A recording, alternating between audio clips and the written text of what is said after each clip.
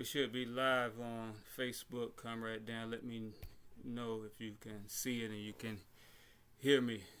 Anyone else as well, you can leave a message. We'll be streaming this web conference on Facebook. But anyway, salute. Welcome everyone. This is our web conference on self-determination. We've been having this conference for several years at least now. We switched the date from Thursday to Friday. And also will be on Sunday night at 8 p.m. talking about the right of self-determination. Most of us, the majority of us, don't know what the right of self-determination is. If you go to a grocery store, I guarantee you, if you line up 100 people at the grocery store and ask them, have they ever heard of the right of self-determination, I guarantee you all 100 people will say they have never heard of the right of self-determination. Now, if you go to a law school, especially if it deals with international law, and you ask 100 law students, especially if they're near their last year, what is the most powerful collective right that a people have? And I guarantee you all 100 of those law students will say the right of self-determination. So why would those lawyers say our most powerful right is the right of self-determination, yet the people who are suffering the most don't even know they have a right of self-determination? Why come we get caught up in these emotional uproars like we're in now because of Brother Carmelo Anthony and so forth?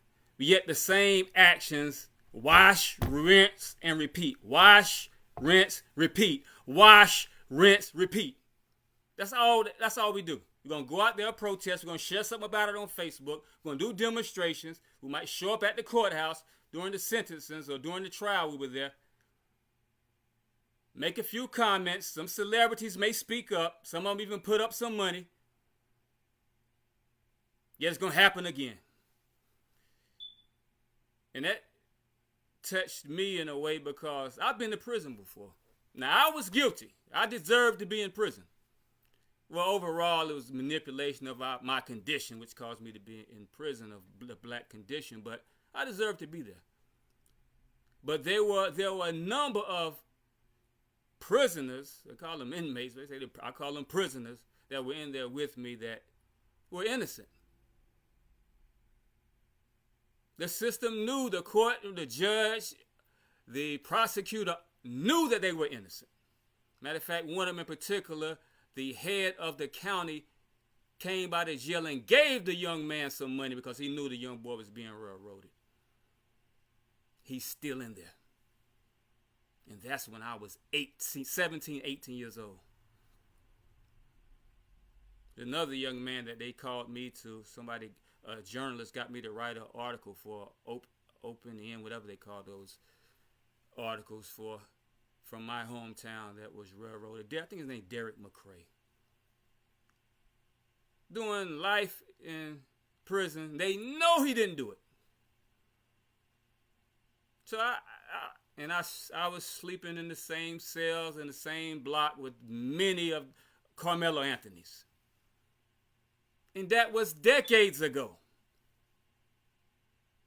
And it's going to keep on happening unless we do something different. Can't be the same wash, rinse, repeat. We keep looping this thing. Like the leaders don't know what to do. Some of them don't know what to do. Some of them are sincere, but they just don't know. I heard a sincere brother speaking. I think it was from Florida. He was speaking. I think they were down there in South Carolina somewhere where the Chinese man or Asian man killed the young brother. The brother spoke very well. He's a Black Panther brother.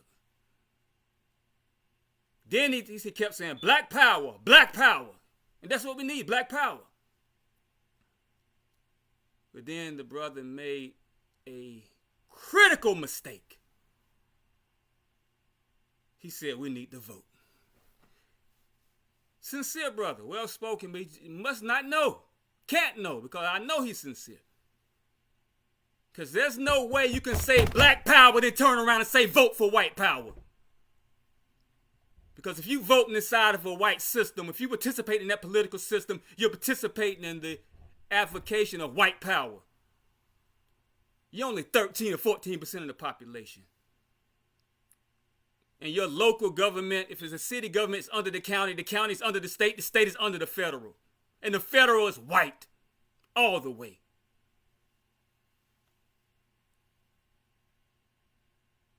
So how is that going to change the Carmelo Anthony dynamic for black people? It won't. It's going to keep on happening. Because we keep washing, rinsing, repeating.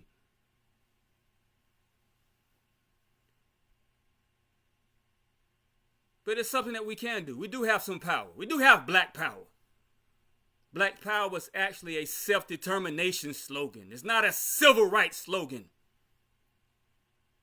Civil power always remain in the hands of white people until black people become a majority. How many of you willing to wait on that?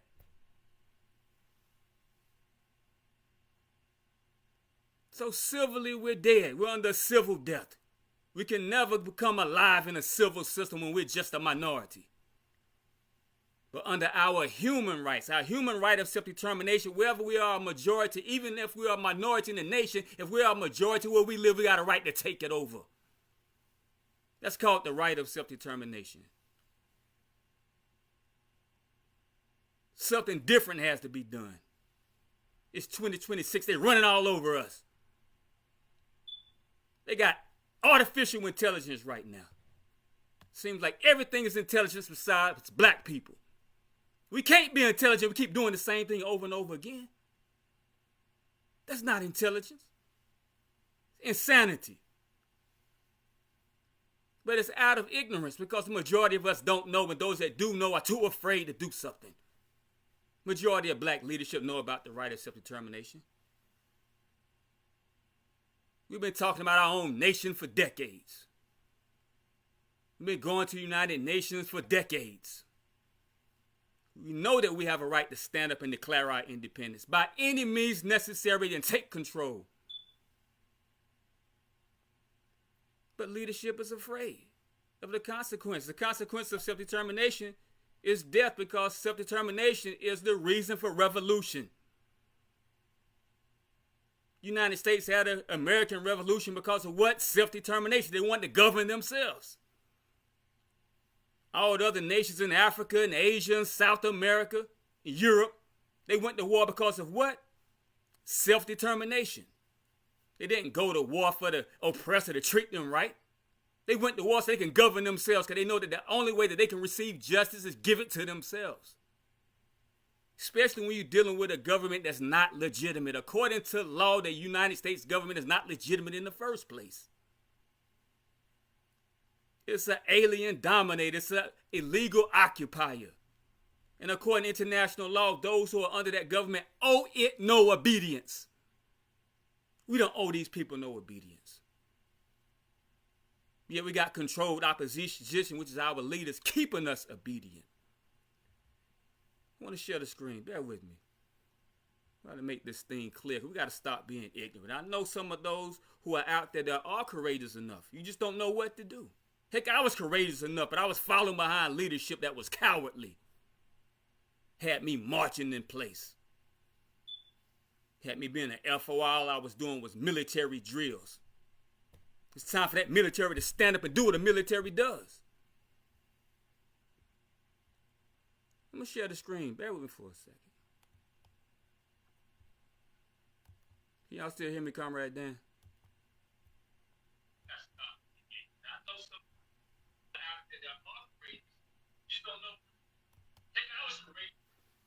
I'm sharing some words from Dr. King. Y'all know before this government, the United States government, by the way, everybody, I am back in America. I've been back here for about a week. Come for some business. We got to close this thing out. Anyway, I'm sharing this transcript, some of the transcript from a meeting that Dr. King had in Frogmore, South Carolina in 1967. He had this meeting because he had came to the conclusion that, hey, we've been doing this thing for 12 years. This civil rights struggle. We have got no tangible, legitimate results for black people. This is what Dr. King said. Here are some of his words. We have moved from the era of civil rights to the era of human rights. So first of all, if any of these activists out here talking about they're representing the interests of black people because of Carmelo Anthony or because of that situation, that dynamic that exists, if they saying they're a civil rights activist, throw them away. Shut your ears to them. Because they can't do nothing for you. Here's Dr. King, the #1 civil rights activist in the history of black people. Modern history anyway, that we know of. Saying, look, we have moved from the era of civil rights to an era of human rights. Why? Because civil rights is under the civil authority. It's rights that they give you, that they transcribe in their civil laws. And they can contract those rights. They can expand them or they can contract and take them away. It's like they're taking the voting rights away as we speak. They've been gerrymandering for the longest and all sorts of things to keep the black vote from being effective anyway. And they have a civil authority to do that.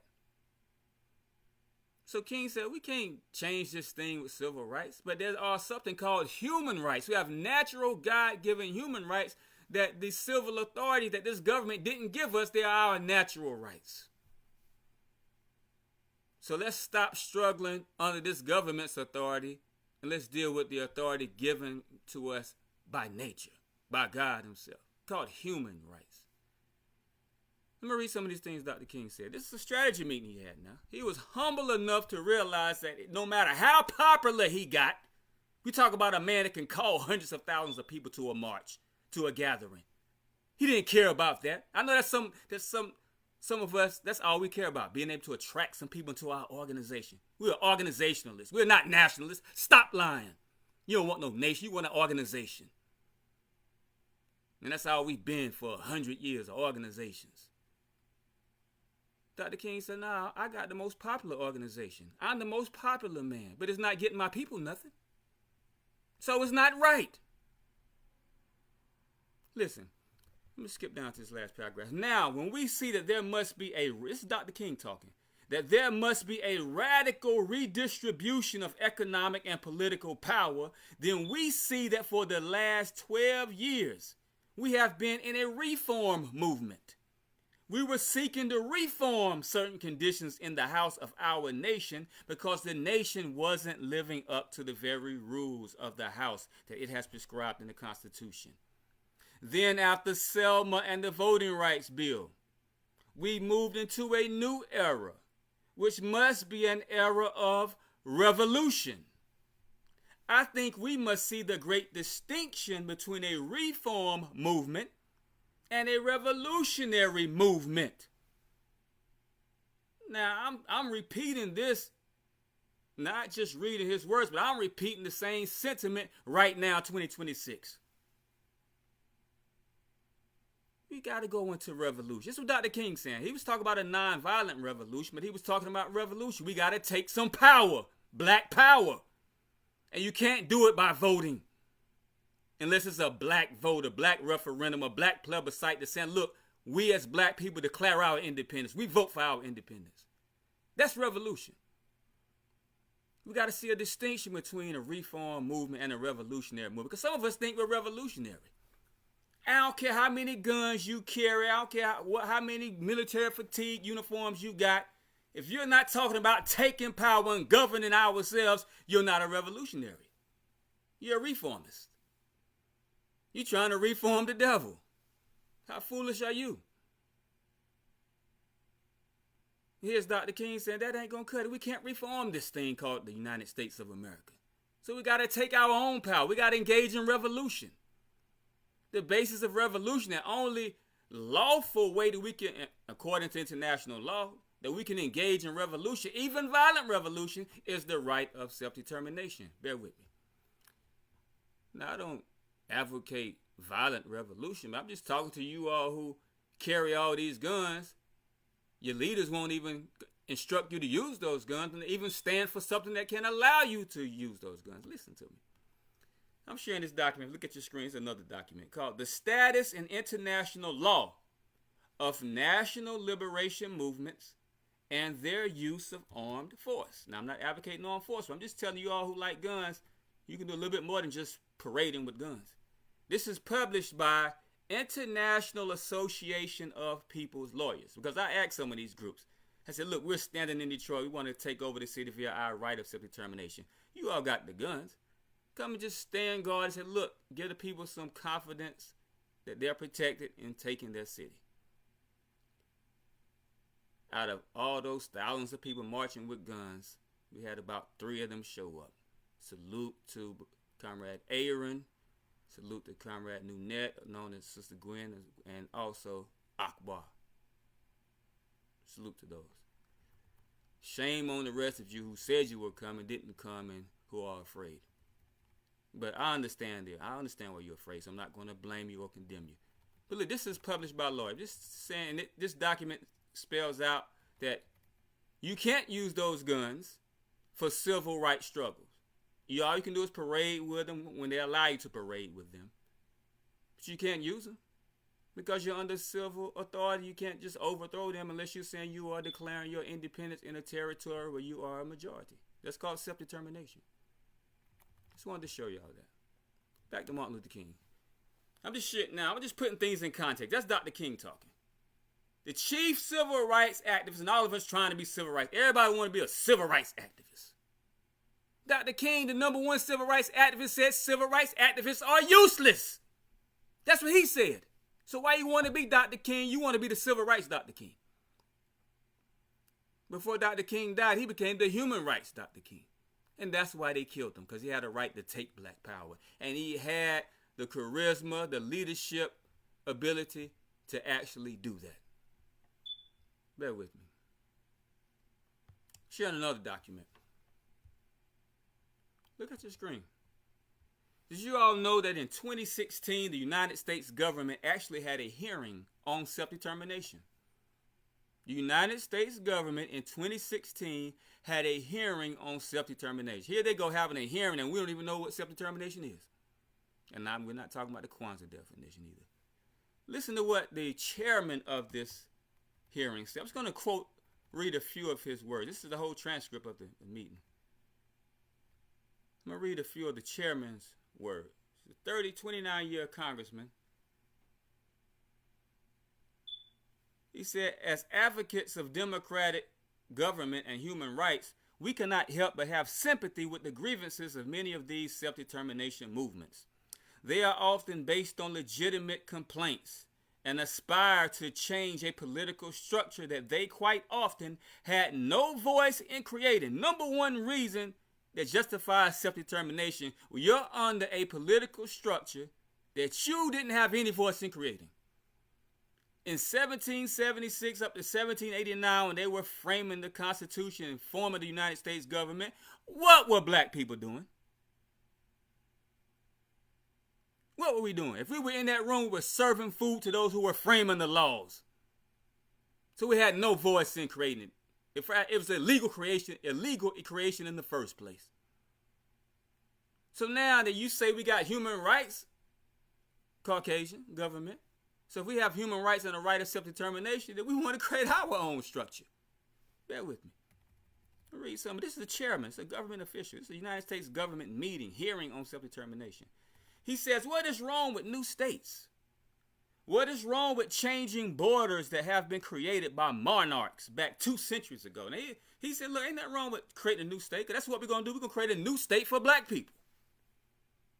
We have a right to do that. So he said, what's wrong with that? What's wrong with changing the borders of the United States? He says, and after all, our country is a product of the self-determination movement.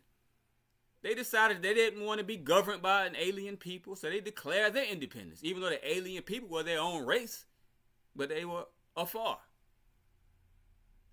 I'm going to just read. I'm going to go down. I'm just going to read this last thing from him. It's the chairman. He's going to tell us how you assert the right of self-determination, how simple it is. He says, and if the majority of people in San Diego end up being people who would prefer that they live in Mexico, I'm sorry. They have a right to vote on it, and it's adios, San Diego. This is American government talking. If the people in San Diego wanted to assert their right of self-determination, wanted to become part of Mexico or be Mexico, they can call themselves Mexico. if the majority of them say yes. It's their right of self-determination. That's how simple it is. And I guarantee you, all black people listening right now, if you had a chance to take over your city, your community, your hood, or whatever, you can say adios to Donald Trump, adios to racist government, adios to that type of jury that just convicted our brother. You would say adios to that. But you don't even know you can do that. It's called the right of self-determination. All you have to do is organize the majority of people to make that decision. It's collective right. This is the United States government speaking. This is in D.C. This is them talking in D.C. saying, look, the people have a right of self-determination. If they want to say adios to the government, they can collectively make that decision. That's the purpose of us uniting to do something. Not uniting just to march in place. Not uniting to be a good spectacle of a whole bunch of people standing in Washington, D.C. or standing anywhere. But uniting, using that public popular will to say, look, we declare our independence. That's the right of self-determination. Bear with me. That's the government talking. The government telling us, look, if you want to get free from our oppression, hold your own vote. Yet my dear brother, who sounds, I'm sure, sincere, talking about black power, then turned around and saying, vote in their system. Because he don't know. Bear with me. I'm sharing the screen. There's another article here. Look at this. Do African Americans have the right to internal self-determination? I mean, do we have a right to form our own independent government within the United States? This is written by a white female attorney, Sarah Furman. Do African Americans have the right to internal self-determination? Let me just read some of her words. This is a white attorney giving some consultation to ignorant black people, sincere but ignorant black people. She was doing this because she wrote this in 2015, published it, because in 2014, there were a lot of marches going on. That's when by then everybody had a smartphone. By then everybody was on Facebook, social media. So we were able to stream some of these things and spread the word and mobilize. So she said, look, let me give y'all what I think.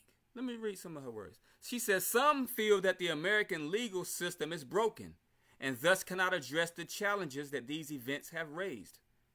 Others argue that the domestic system is working perfectly and that it has been designed to work against blacks and other minority groups. This is a lawyer talking.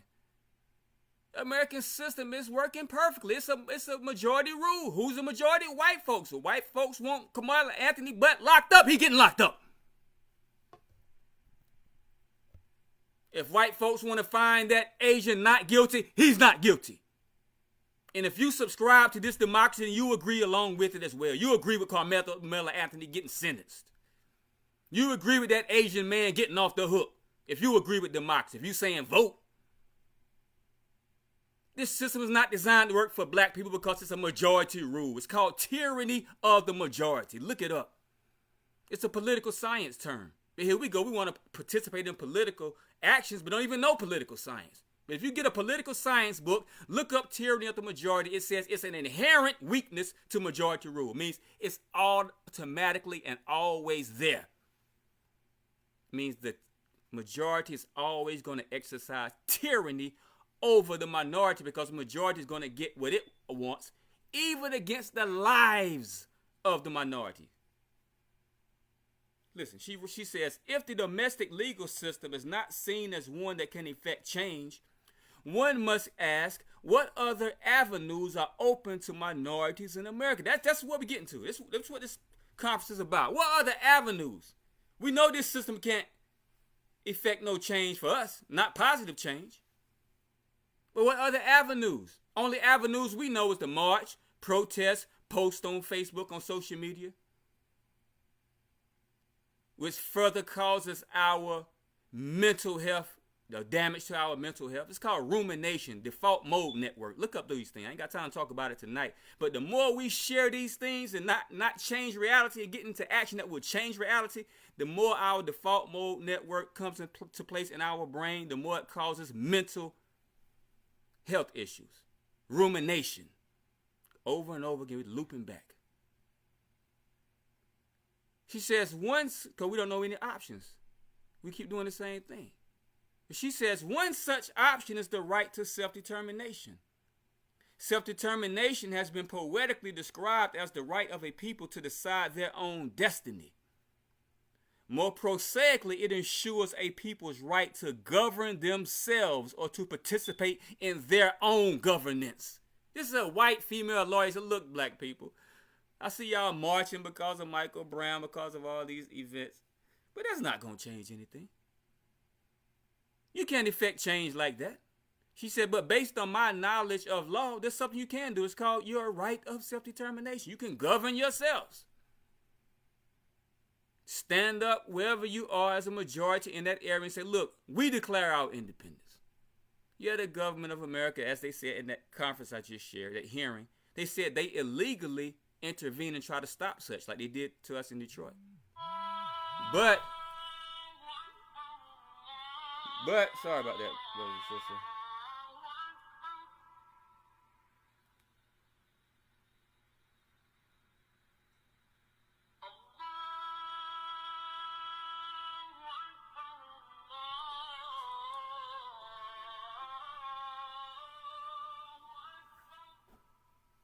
But they can't stop it lawfully. All they can do is illegally resist our self-determination.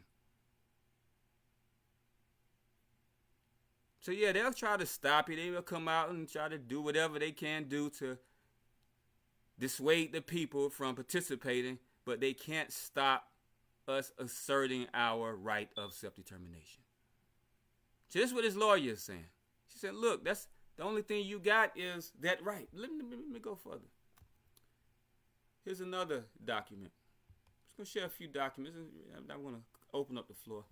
This is written by a professor of law, an Asian American professor of law at Georgia State University Law School, called All Peoples Have a Right to Self-Determination, Henry J. Richardson III's Liberatory Perspective on Racial Justice. Her subtitle heading says, notwithstanding oppression, subordinated peoples can have a jurisprudence on which they act without a dominating people or group's permission. So she's saying, look, first of all, there's a jurisprudence in which you can take action and you ain't got to ask no permission. That jurisprudence is human rights jurisprudence, international law jurisprudence. Because according to human rights and international law, the dominating people, which are white people, they came and dominated indigenous people, dominated Afro descendants of those who they captured, enslaved. You don't have to ask them, can I take over and govern myself because they are illegitimate in the first place? You don't have to ask their permission. This is a professor of law wrote this paper.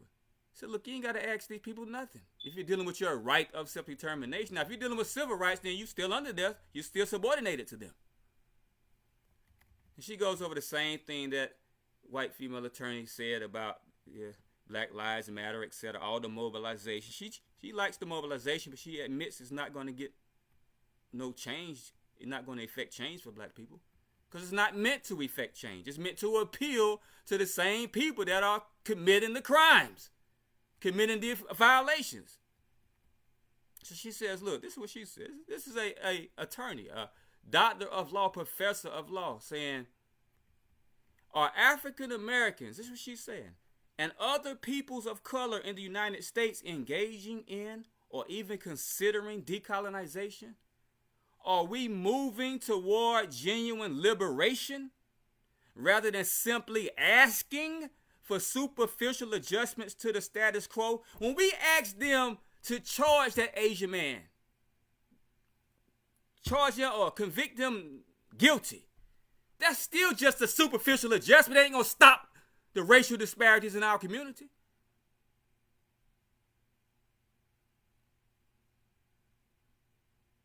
If Carmelo Anthony got off the hook, it's not going to stop the racial domination that goes on in our school system and throughout our community, throughout our nation. It's not going to stop anything. If they charge a police for police brutality for murdering one of us, it's not going to stop it from happening again. That's just a superficial adjustment. Now we want a complete adjustment by us having our own nation, so there won't be any white officers to do that to our people again. She says, in other words, will we take our right to self-determination seriously and act on it? This is a Asian American professor of law at Georgia State University Law School said, look, will we take our right of self-determination seriously and act on it?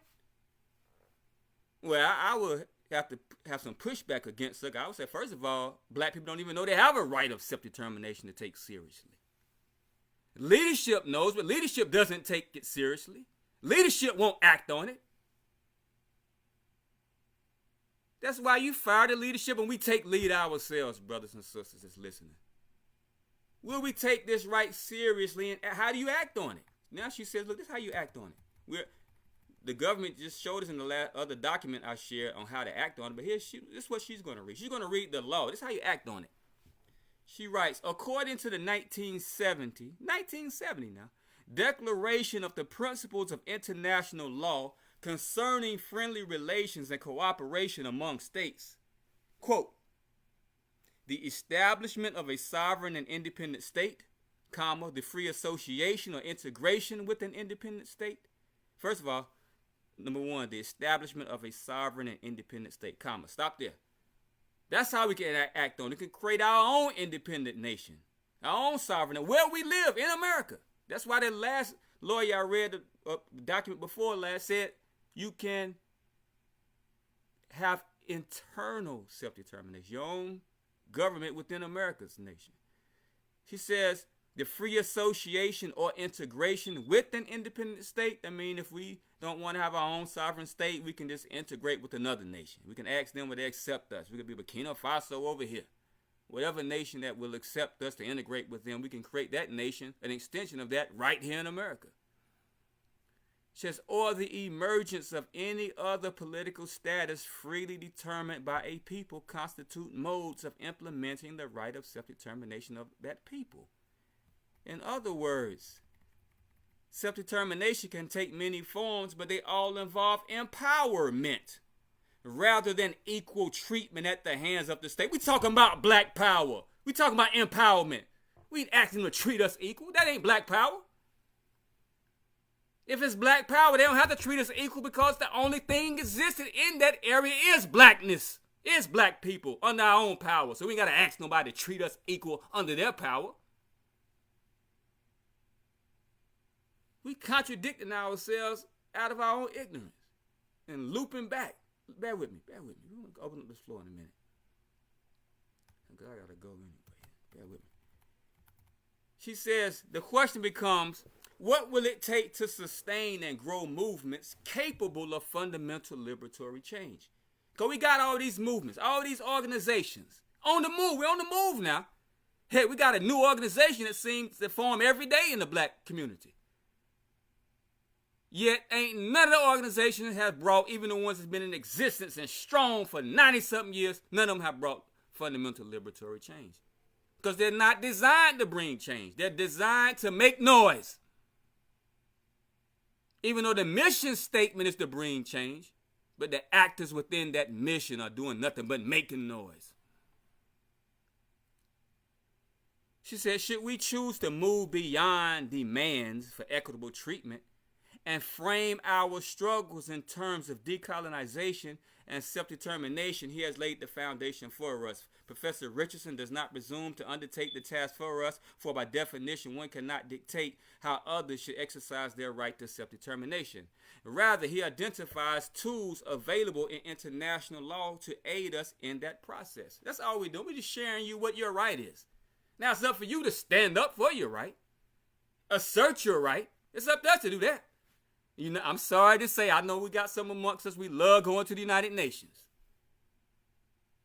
If you don't know within the past 2.5 years that the United Nations is absolutely useless, then something is wrong with your brain. We're watching a genocide being live streamed and the United Nations can't do nothing about it besides acknowledge that it's illegal. They already acknowledge that black people deserve reparations. They already acknowledge that we have a right of self-determination. It's up to us to fight for it, to assert it. United Nations ain't going to do nothing for us. So you can save your ticket money.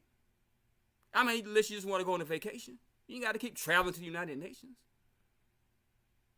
Useless organization. I mean, it served some purpose. It did acknowledge and made the nations sign off on things. So now they done signed off on it, and they should be held accountable. But ultimately, according to even the United Nations documents like the International Covenant on Civil and Political Rights and even some resolutions, ultimately, the responsibility is on us, not on another nation, not on the United Nations. The responsibility is on the individual and the community that he belongs to. Bear with me. I'm just going to show this document. You can read it on your own. It's a very powerful document here. It's another. Do y'all know in 1993, a bunch of doctors of law, lawyers, judges, etc., at Hamlin University School of Law, they had a conference on African Americans and the right to self-determination. A bunch of lawyers. This is one of the most, probably the most important conference I ever read of. 1993. A whole bunch of lawyers, doctors of law, judges, attorneys, etc. got together and had this conference, and they discussed a way forward for black people. Because in 1992, late 1992, the United States ratified something called the International Covenant on Civil and Political Rights. Look that up. They ratified that. When they ratified that, that means the number one thing it says is all peoples have a right of self-determination. So after they ratified this, these lawyers said, wow, the United States just basically put a nail in its own coffin concerning injustice for black people. Because now they signed this document so black people can just say, forget civil rights. We're going to stand up and take over and govern ourselves. So these lawyers, these doctors of law, these professors of law, these judges, they had a meeting at a law school university, at a university law school. So let's discuss this. And in it, they said that we are caught in an enslavement paradigm. They said those of us who keep on doing the same thing over and over again, we are slaves to a paradigm called civil rights. That's what these doctors of law said. We are slaves to a paradigm called civil rights. We are slaves to marching for justice. We are slaves to getting out there chanting black power. We're slaves to this. So we keep doing it over and over again. It doesn't get us freedom. This is what these lawyers are saying. Download this document. Let me give you the name of it again. Proceedings of the Conference on African Americans and the Right to Self-Determination. Hamlin University School of Law, May the 14th, 1993. I ain't got time to read it. Getting ready to close out. But I'm just sharing with you that lawyers know this. Those who are familiar with international law, lawyers, etc., they all know this. Freedom fighters from around the world, they know this. That's why they've been waiting for black people to stand up and assert their self-determination for decades. They've been suggesting this to black leadership for decades. But our leadership sells us out. Matter of fact, if you look at our leadership, they living pretty comfortable. That's why the Bible promises the kingdom of God to the poor. Because our leaders, they're rich. They ain't poor. So they don't really want to overturn this thing. Shows are being put on, brothers and sisters. It's up to us. We got to take control. We got to take the mantle. We got to stand up and organize ourselves. Wherever we are. Say, look, we're taking over our city. Yeah, there's going to be some pushback. There was been pushback against us in Detroit. That's why this year we're going to Washington, D.C. We're going, in October, we will be in D.C. We're calling on the masses, or the righteous, though. We want you to be righteous because we want to take a certain spirit with us. So, look, we're declaring our independence. You know, I'm a Muslim. I came from the Nation of Islam. The Honorable Elijah Muhammad told us to take the Muslim program to Congress. Take it to them. Say, look, we want to be separate from you. We want to assert our right of self-determination. We command to assert our right of self-determination and separate from you and govern ourselves. And you owe us to at least finance that for 20 to 25 years. If you don't, we'll go back and we just take over and destabilize this whole country. So now we're coming with some power. Now we're coming with some leverage. The unity of black people saying, look, we can just take over the country where we live. anyway if you don't do right by us. That's the else. Justice or else? What's the else? Let me stop sharing. We got to come to grips with reality, black people. We can't keep doing this same old thing over and over again. This is our conference on self-determination, so I hope you are familiar with it. Now look it up, download the International Covenant on Civil and Political Rights that the United States ratified in 1992. Even before that, they still acknowledge we have a right of self-determination. We can let's organize ourselves collectively and say, look, we declare independence from that. Can't no judge judge Carmelo Anthony. Our economic control of our community deems it that no Asians will be running nothing anyway in our community economically.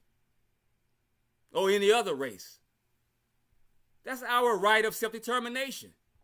Until we assert that, then we just blowing in the wind. Wash, rinse, repeat. Our people deserve better, brothers and sisters. Those of us who are in the know, those of us who are activists, our people deserve better than what we've been giving them as so-called leaders, as so-called activists, those in the know, so-called conscious people.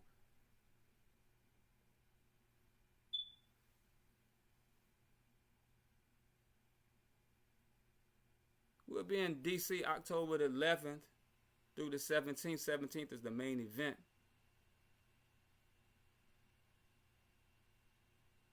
We're declaring our independence. We're commanding them what to do. We're not demanding, we're commanding.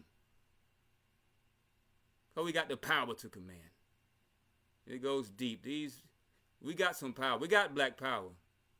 But our power is deeper than that gun. But that's another topic. We'll be going over that on some of these calls on how we really have power and how we develop that power. Just like I don't know if you all know, but the intelligence of America, they dealing with another power. They're not even dealing with conventional weapons. They dealing with consciousness, delving into hemisphere synchronization of the brains, etc. They've been doing that for decades. That's what the intelligence of America is doing. Intelligence agencies and agents. Some old Matrix type stuff. While we sitting here patrolling with guns that most of us are not going to use. Yeah, keep the guns. Now, I'm not saying do away with them. But our power is much bigger. Our power is much bigger. Anyway, we're going to close this out. But please, if y'all can, join us. Keep coming to this call. Learn more to the conference. Join us in D.C. October the 11th through the 17th. Definitely on the 17th. Especially if we want the righteous, definitely the righteous people. We got to carry a powerful spirit to defeat this Satan that we're up against. And we have a right to. We have a right to be independent. We have a right to separate ourselves from under their control. So let's do it. If you really want justice, stop ruminating over what's going on, what continues to go on to us by the hands of injustice. We're going to open up the floor.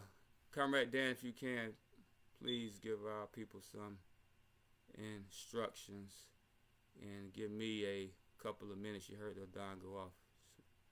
If you can, my brother.